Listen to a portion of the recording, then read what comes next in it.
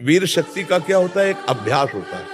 जैसे आपने एक दिन का अभ्यास बना लिया तो 2 दिन बहुत सहन होगी, तीसरे दिन निकल जाएगी, अपने आप निकल जाएगी। गलत अभ्यास वही आप जिसे स्वप्न दोष कहते हो, जिसे स्वयं ही वीरपात कहते हो, वो गलत अभ्यास से हुआ है।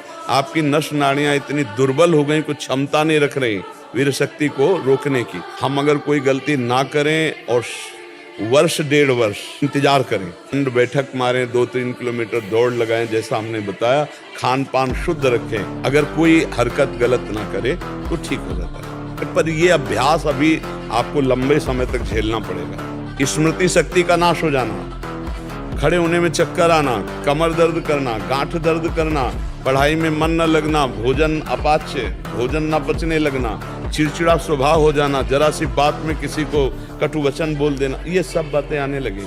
और वही 20-22 परिपक्व ब्रह्मचर्य और गृहस्थ में गया तो अब वो संतान उत्पत्ति क्रिया के बाद भी वो अस्वस्थ नहीं होगा, क्योंकि वो परिपक्व अवस्था हो गई।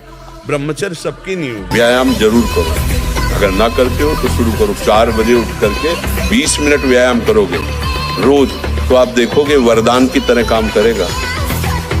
देखो, आप देखो, अपना जीवन देखना, 1 साल में आप बदल जाओगे। 1 साल में चेहरा बदल जाएगा, जीवन बदल जाएगा।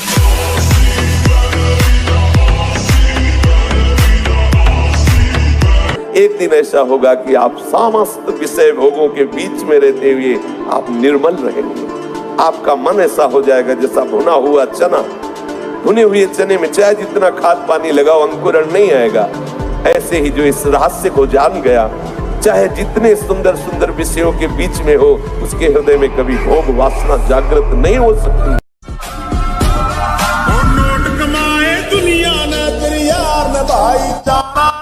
मानिए यदि आप हस्तमैथुन करेंगे नई अवस्था में तो ब्याह होने के बाद आप गृहस्थी लायक नहीं रहेंगे, संतान उत्पन्न करने लायक नहीं रहेंगे। तो यानी कि यदि आपको परम बल चाहिए तो उसके लिए भी आपको ब्रह्मचर्य जरूरी है, और यदि आप अपने कुलक्षणों को नष्ट करना चाहते हैं तो उसके लिए भी ब्रह्मचर्य जरूरी है। तो ऋषि धन्वंतरी ने कदम कदम पर, और ये लिखते हैं कि मैं ये सब सत्य कह रहा हूं। यानी कि ऋषि धन्वंतरी कोई सामान्य नहीं थे, ऋषि थे, ऋषि रिसर्चर, साइंटिस्ट को ऋषि बोलते हैं। और उन्होंने आजकल जो बच्चे ये दवाई मत खा रहे हो, तुम्हें छोड़ दें दवाइयां ना, डॉक्टर का ना दुकान पर हो तुम इनकी, खाओ तो परमात्मा की बनाई हुई चीजें खाओ, सूखे मेव खाओ।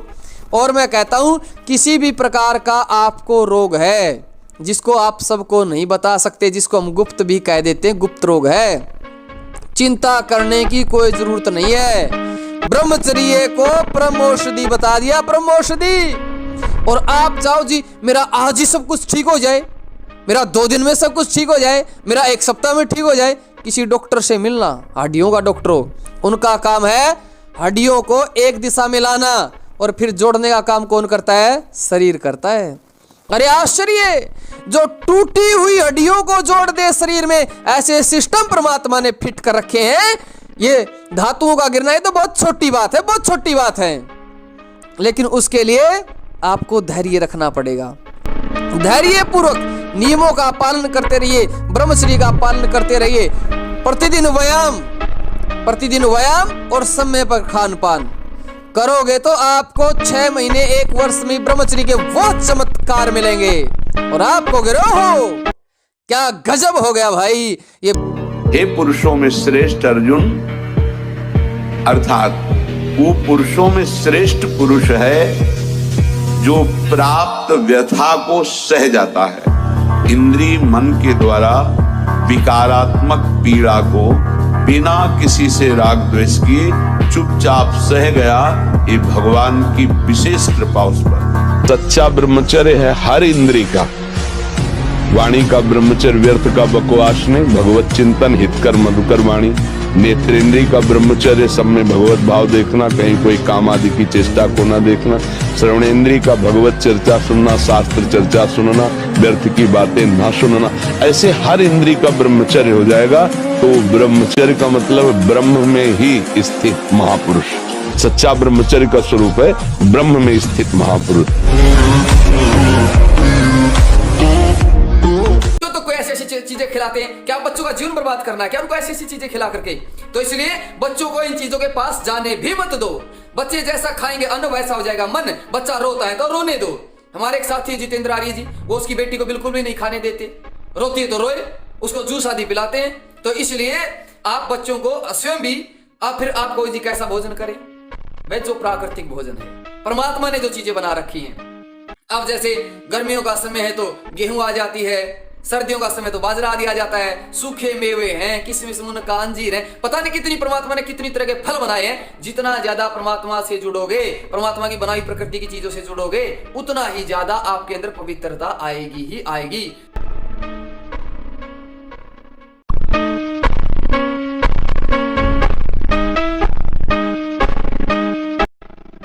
तो इसलिए मैं आपसे यही कहना चाहता हूं, अन्न पर पूरा ध्यान हो भाई।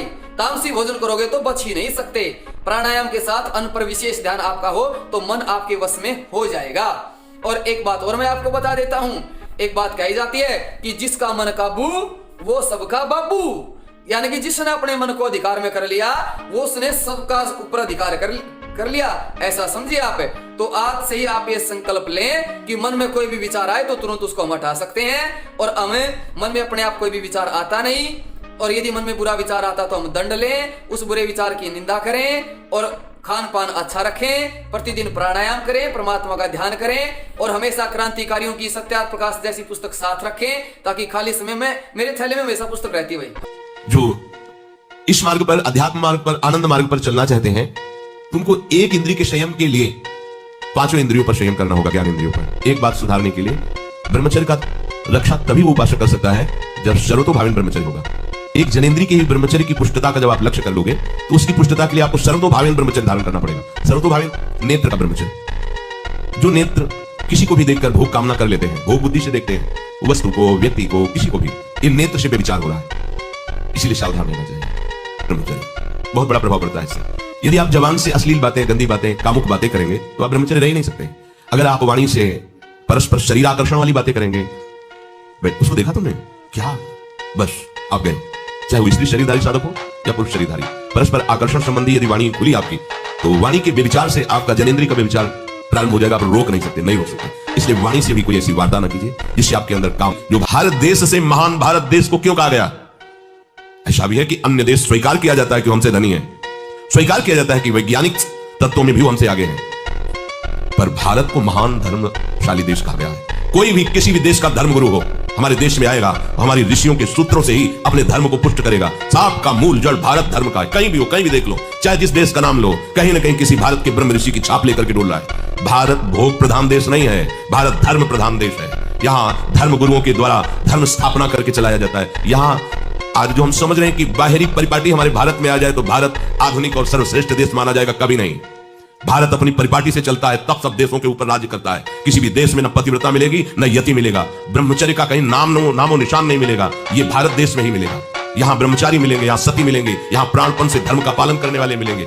अब हमारे जो नई पीढ़ी है वो आधुनिकता को स्वीकार कर रही है। गर्लफ्रेंड, बॉयफ्रेंड, कौन सा रिलेशन है, लिव इन रिलेशन, ये हमारे कहीं किसी भी धर्म ग्रंथ में लिखा हो तो आप बता दीजिए। बाल्यावस्था से आज तक जितने भी धर्म ग्रंथों का स्वाध्याय हुआ कहीं भी लिखा हो तो ये बोलो सर्वनाश का स्वरूप है कि नहीं?